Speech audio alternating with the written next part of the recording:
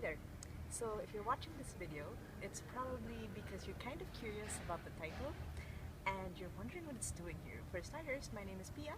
I'm a philosophy student, but I'm also a teacher.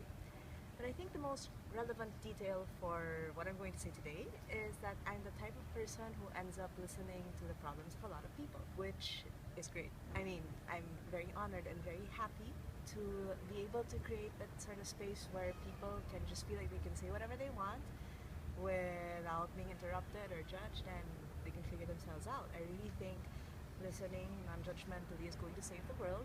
That's not what I'm going to talk about today, but I just wanted to put that in there. So what I actually wanted to share today is something that's been changing the way I listen to people and changing the way I help them, or better, changing the way I help them help themselves. And I think it's going to keep changing that. And that's what St. Thomas Aquinas thinks about the emotions. Don't turn me off. It's actually interesting, I promise. So, who is this talk for? I think you could say it's for friends. It's for anybody who has the privilege of having someone's trust and is able to listen to them. So it could be for a teenager helping another teenager, or an adult helping another adult, or an adult helping a child or a teenager helping an adult. You never know, it could happen. Before we go to St. Thomas, let's start with this. Sometimes we're a mess. And when I say we're a mess, that usually means something along the lines of I'm going haywire. My feelings are all over the place. Everything's overwhelming. I don't know what's happening to me. Everything's just one big wave, and I'd like to be able to take it apart, but really it's just too much of it. Another version of the mess is that you react badly, or people tell you react badly, so you feel guilty. You also feel guilty about the first haywire bit, by the way. And so this reacting badly, it's usually something like anger or jealousy. That's usually what we mean when we say we're reacting badly. And I'd really want to not be angry or jealous, but sometimes it just explode. Another version of the mess is sometimes it's just fear and anxiety, and other times it's just sadness. We really just don't know why, but we're just sad. So, what does St. Thomas have to do with all of this? Let's start from the fact that St. Thomas said, okay, when you look at the human person, we notice two things. We know and we want. So let's focus on those two activities, knowing things and wanting things. These activities tell us that inside us there are certain powers. When you know, you can know intellectually or also sensibly, and when you want, you can also want intellectually and sensibly. So let's call the first part intellectual or sensible knowledge, with your intellect, and the second one, wanting, let's call them desires, although St. Thomas calls them something else, he calls them appetite, but let's use desires.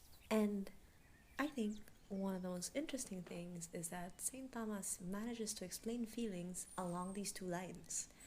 And when he does it, feelings don't really seem like a huge mess anymore. They actually start kind of making sense.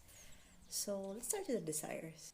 They're the ones that usually generate all these feelings, but they do so in cooperation with what we know. So if you have your desires respond to two sort of things, good and evil. Surprise. So, according to St. Thomas, what are the emotions? Emotions are when your desire moves in cooperation with what it knows about this good or about this evil. So, if you have good and you see it as good, you know it as good, whether through your mind or through your senses, your imagination, what you feel at this moment, like when that moment of, oh, I want this, is love. So the next semi-step is you know it as good, but you realize you don't have it yet, but you feel this desire. So love and desire work together to make you try to get that good, and when you actually possess it, what you feel is joy. So we have here in the movement of your desires, realizing something is good, realizing you don't have it, so trying to move towards it, and actually gaining it, possessing it. You have 3 different emotions already, and these are usually the positive emotions that we want, that we seek: love, desire, and joy. Alright, but what about evil? So, when you know something is evil, or you imagine it to be evil, what you usually feel is hate. Not hate, intense hatred. It's the term St. Thomas uses to refer to when your desire is shaped such that you don't want this. Then when you realize the evil's kind of possible for you, what you feel is aversion. You want to avoid it. And then if the evil actually comes, what you feel is sorrow. So you have three other basic emotions here. You have hate, aversion or avoidance, and sorrow, and their response to evil. The interesting thing is this evil is sometimes the absence of a good. When you lose something, you feel sad. When you had to do something that's taking away the free time that you wanted, you feel sad too. Now, these are not the only emotions that St. Thomas identified. He also has an explanation for other interesting emotions. He says that we're capable of knowing that something is good in the future, difficult to get but possible. When we see something that way, what we feel is hope. Now, when you feel something as good, future, difficult, and impossible, what you feel is despair. Now, the other emotions are also really interesting. You look at something as evil, but it's difficult to avoid and impossible, or very little chance of avoiding it. What you feel is fear, which makes you want to go away from it.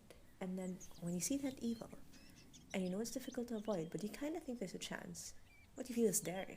And then the last emotion is very complex. It's anger.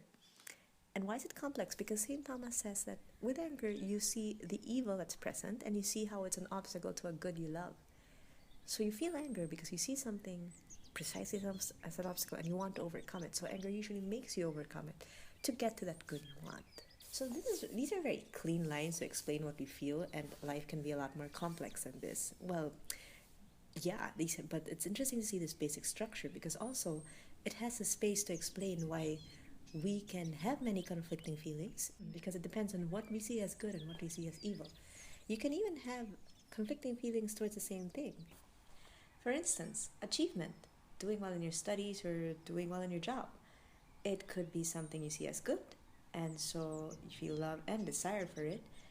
But at the same time, you could see it as a threat because it makes you feel kind of insecure when you don't manage to reach the goals you set. And so sometimes you feel despair or fear. So you either beat yourself up and are too hard on yourself when you don't achieve, or you don't take chances in things that could be great because you're so afraid of failure. You just don't do your best, just that you don't feel the bite of failure. In other words, it's possible to explain even ambivalent emotions with what St. Thomas says. But perhaps the most interesting thing about St. Thomas's theory, like he doesn't say that anger and sadness and fear are bad. He says all of these are rooted in love. Even fear, even anger, even sadness. Fear is caused by you loving something and being afraid to lose it. Loving your free time maybe and being afraid to lose it. Loving your reputation and being afraid to lose it. Loving a friend, being afraid to lose it. Sadness is also caused by love because you love something and you don't have it. And anger is also caused by love because you see something good and you want it, but you have seen an obstacle to it. When you love the right loves, then anger, sadness, and fear can help you seek, keep, and fight for what you love. That being said, all the emotions can actually make sense depending on what you love. And all the emotions can actually be good or not so good or evil, depending on what you love. The secret is really, what are the things you love? Feelings tell you what you love. That's why they're not your enemies. So, what's the deal? Well, you don't get to personally grow in maturity or in virtue by suffocating your feelings or by not listening to them. Feelings are important, like we said, because they tell you what you love. There are, however, a few things that you should be asking yourself. Does what I love fulfill me? Do the things I love help me be a better person? Is what I love worth it? Like, achievement is great, but sometimes in all your struggle to keep on getting all the credentials necessary to get the best university or a great job, it's just frankly draining. Like, sometimes you ask yourself, there's gotta be bigger reasons for doing my best, aside from just doing my best. Sometimes when we go haywire, it's really because there are lots of loves conflicting in us. Okay, maybe you knew that. Maybe you didn't really need this talk to tell you that. Other times you get overwhelmed because you put importance in something like your capacity to do things well that's actually pretty limited. So in my own struggling, one of the things I figured out is that the best way to resolve conflicts between what I love or a troublesome little love or something some unhealthy hang-up is to go through the process of reevaluating and fitting all these little loves into a much bigger love. And this is necessary because of the different levels of how we can know and want something. Things feelings can fall more on the sensitive gradient or on the spiritual gradient. Now, there is no split between body and soul. We are meant to love with all that we are. But some things tug more at our immediate senses, and they're not always what we really want. And that's why it's important to go through the process of fitting things into a bigger picture or reevaluating, because we could be so focused on something good but miss out on something great. So, for example, you could be more concerned about Instagram likes and be playing with so many filters to try to get the perfect picture, but you might not notice like the friend in the same room who might want to have a heart-to-heart conversation, and sometimes it's really great just to have one of those deep talks with your friends. Or you could be really excited and craving those brownies that your sister is baking, but have a totally different attitude to communion.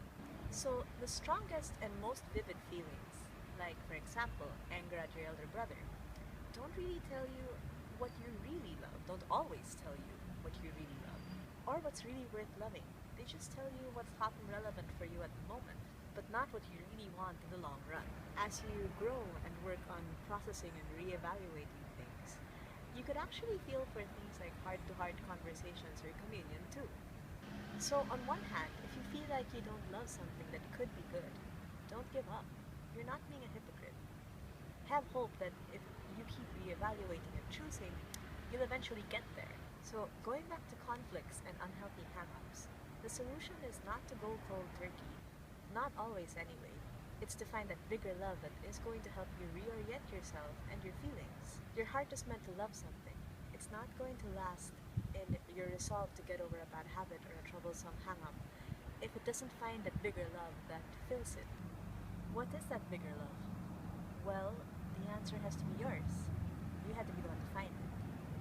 And if you're someone who is helping someone figure things out at the moment, it is true that sometimes you can give answers and you have to give answers, but other times, more than telling someone, bam, this is it, you have to let them discover things for themselves so that they can make the really important answers their own. Be assured with this though, your heart is meant to be happy. God wants you happy and wants you to feel it too. I wanted to end by asking you to imagine something. So imagine you're with your best friends, or you're with someone who really loves you and whom you also love, or with your family. And just imagine that feeling of peace and security and really just that joy of having a good time with the people you love, even if it's not anything like super exciting. It's just the joy of being with them, enjoying being with somebody you love and whom you know loves you. Okay, now imagine if you could feel the same thing sitting in front of the Blessed Sacrament. It's possible, and it's the most real thing there is. Thanks for listening.